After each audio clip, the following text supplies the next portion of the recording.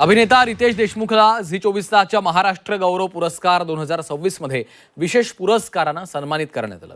यावेळी रितेश देशमुखनं एसएल समूहाचे सर्वेसर्वा सुभाष चंद्रा यांचे आभार मानलेत।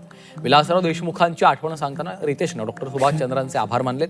मराठी चित्रपटांसाठी विलासरावांना दिलेला शब्द डॉक्टर सुभाष चंद्रा यांनी कसा पाळला याची आठवणही रितेशनं सांगितली आहे।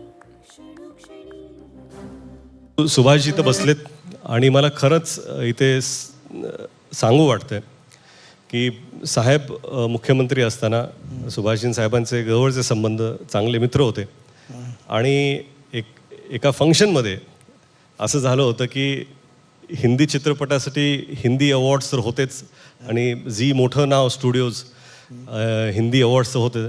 ते म्हणाले, भाषणामध्ये म्हणाले ते की सुभाषजी मराठी चित्रपटासाठी तुम्ही काय करणार।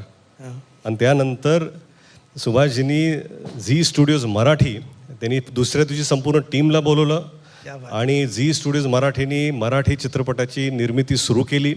आणि खरं म्हणजे हे फार मोठं योगदान आहे झी स्टुडिओजचं। आज मराठी चित्रपटसृष्टी आर्थिकदृष्ट्या ज्या उंचीवर नेलेलं आहे त्याचा सिंहाचा वाटा मला वाटतं झी स्टुडिओजचा आहे आणि सुभाषजींचा आहे। त्याचे सुभाषजी खूप खूप धन्यवाद आणि आभार की आम्ही जे यश सध्या पाहतोय त्याची पायभरणी तुम्ही केलेली आहे।